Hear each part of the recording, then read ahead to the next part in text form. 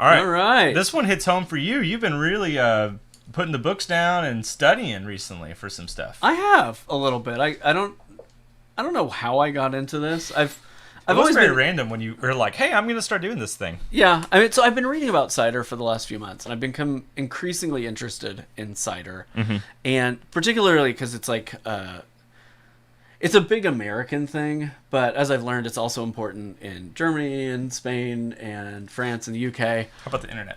It's very big on the internet, particularly in Japan.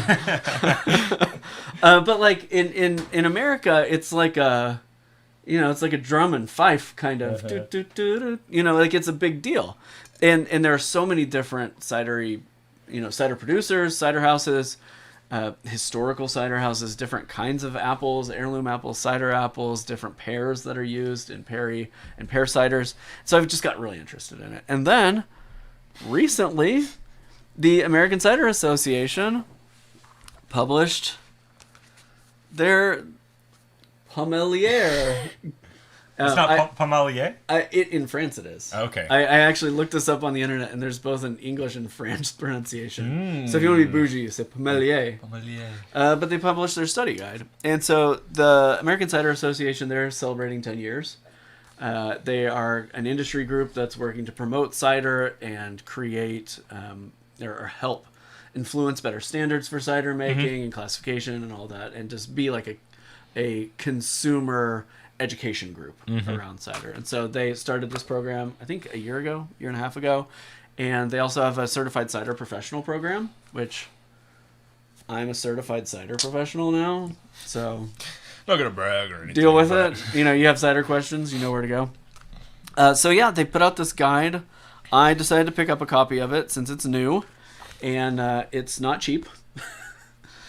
It is $5, right? It's $50. But it's chock full of information, and it's the study guide that you need if you're preparing to take that Pommelier exam.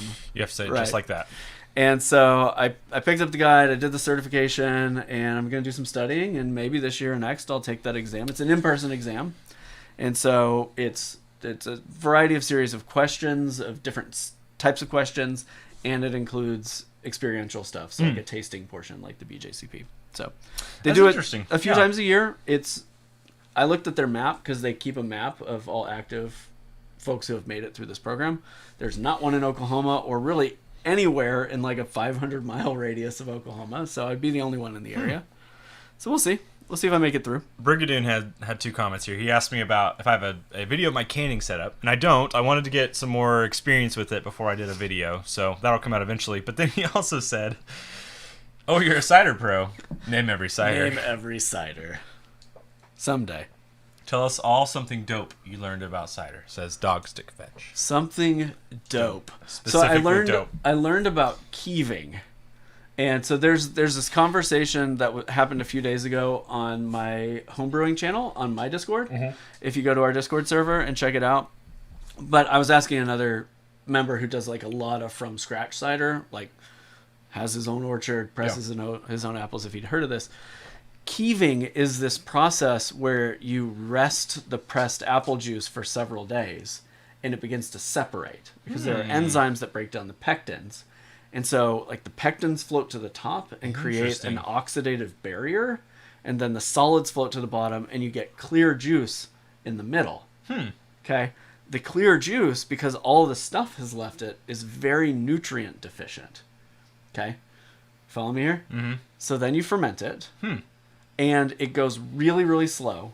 And in order to slow it down, every, 10 gravity points, you rack it.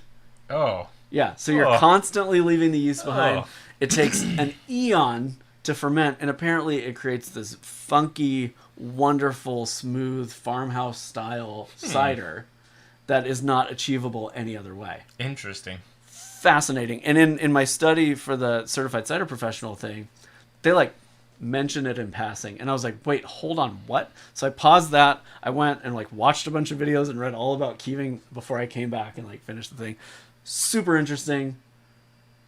I'm definitely interested to know if there's a way to fake that process on the home scale using pectic enzyme and maybe cold storage. And I'm gonna let you take that one. I don't. That sounds. I'll keep to my Swedish fish adventures. You can have that one. I don't know. Cider is flippin' fascinating. It is fascinating. So anyway, if you want to breeze through this, I will. It's got so much going on in here. Look at all these different colors. Did you know you can have garnet colored cider? Garnet. That's good to know that color though. Purple. Little palate expanders, which we're about to get to that here in a second. But first, oh yeah, we are. you see, you have another